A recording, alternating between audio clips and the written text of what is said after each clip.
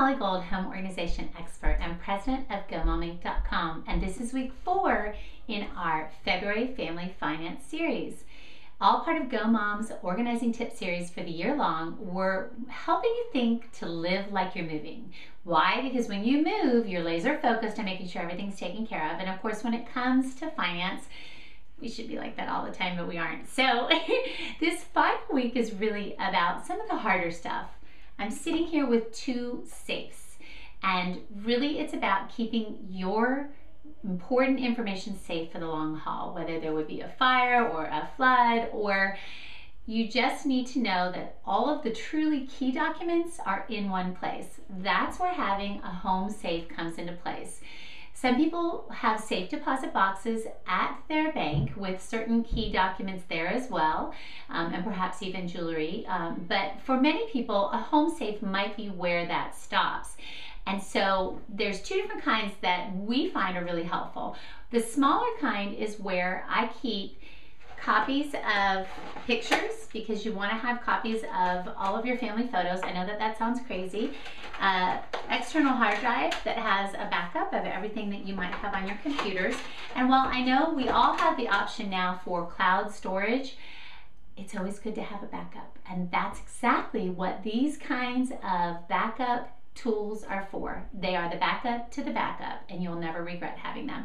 And then the other kind of safe is one that would have all of your important papers and have them set up simply by file folders. My favorite resource for how to set this up really comes from SusieOrman.com. She has a variety of different kinds of products that she's offered, and at one point she sold a document kit that was in a little briefcase that was waterproof, a little blue briefcase. And in that kit there was a series of files that you were directed towards creating that would be stored in that kit. And that's what I used to create the information that I needed for my safe. So it's going to have the obvious, like your wills, it's going to have birth certificates, passports, but it's also going to have important things like the title to your car, deeds to property, copies of insurance policies, copies of investments in retirement, and also just simple copies of driver's license and credit card accounts so that you have all of that handy. It's hard. This is not the glamorous side of life and records management, but if you put in the effort this week to go ahead, and we've done some work. You've set up a budget planner, you've gone ahead and done a home inventory, so you have a video now of what's in your house. You've checked in on your insurance policies, so you should have current copies to keep in your files. And you've also taken a look at your storage so that hopefully you've whittled down and you're not keeping anything for any longer than you need to. What you need for a year, 3 years, 7 years, or indefinitely. Some of those things that you need indefinitely go right in here.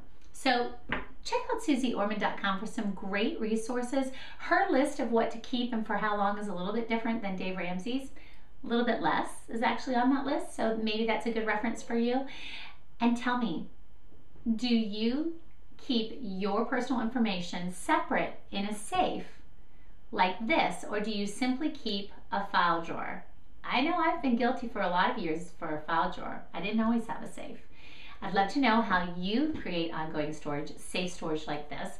And please stop by our Pinterest board. It's full of tips from all over the web, and including right here at Go Mom, about family finance. And as always, we can't thank you enough for stopping by. We really hope that you're enjoying this series and that you got a lot done in February, because we got a whole lot more to do in March, and it's a completely different focus.